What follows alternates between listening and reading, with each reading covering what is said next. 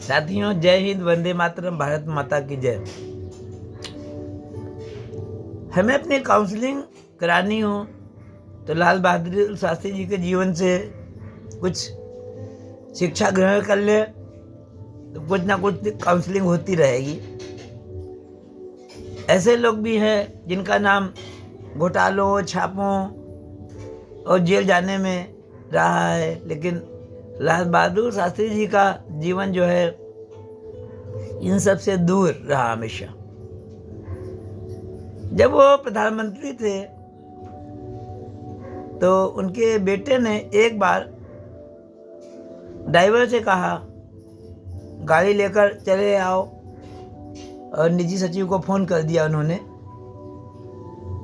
तो खैर ड्राइवर बेचारा क्या करता, प्रधानमंत्री का बेटा कह रहा है, और निजी सचिव की भी कहाँ हिम्मत है कि प्रधानमंत्री के बेटे की बात काट पाए।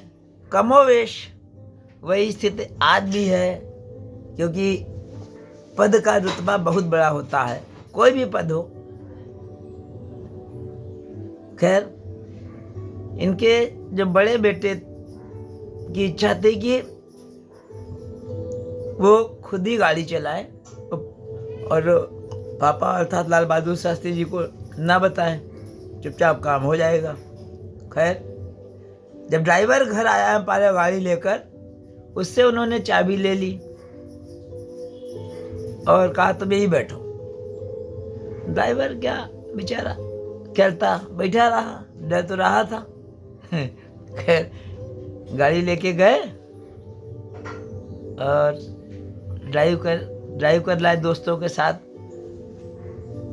मजे सोचा कि चलो दोस्तों की रिक्वेस्ट भी पूरी हो गई और बहुकाल भी मेंटेन हो गया प्रधानमंत्री वाला।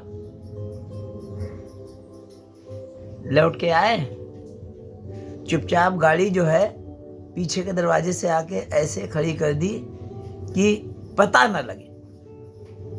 गड़ी कोई बात नहीं। सुबह हुई, वे सो ही रहे थे, दरवाजे पर दस्तक हुई। उनके बेटे ने पूछा कौन है, इतने सुबह सुबह कौन आया गया नींद खराब करने। गेट पर लाल बहादुर शास्त्री जी खड़े थे, कहने लगे आओ बाहर आओ भाई।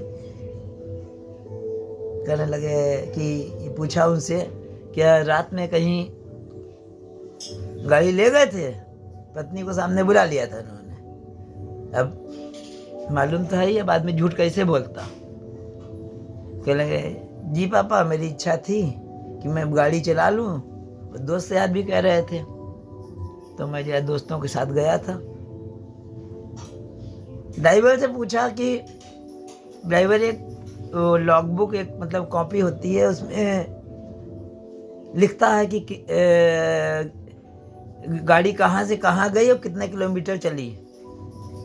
तो पता चला कि गाड़ी लगभग उस दिन 14 किलोमीटर चली थी। ड्राइवर से कहा कि इसमें जहाँ भी लिखना ये दर्ज कर देना कि 14 किलोमीटर जो गाड़ी चली है ये जो है शासकीय कार्य से नहीं चली है और व्यक्तिगत जो है चलाई गई है। और अपनी पत्नी से कहा है निजी सचिव को इस 14 किलोमीटर का पैसा जो है दे देना, जिससे वो सरकारी खजाने में जमा कर दे। तो दोस्तों कहाँ मिलेंगे ऐसे लोग, दिल भर आता है ऐसे संत प्रधानमंत्रियों की बातें सुनकर, उनके जीवन की घटनाओं को सुनकर। साथियों फिर मिलता हूँ नए स्टूडियो के साथ। संतोष यथार्थ आपका शुभचिंतक फिर आता है। बाय।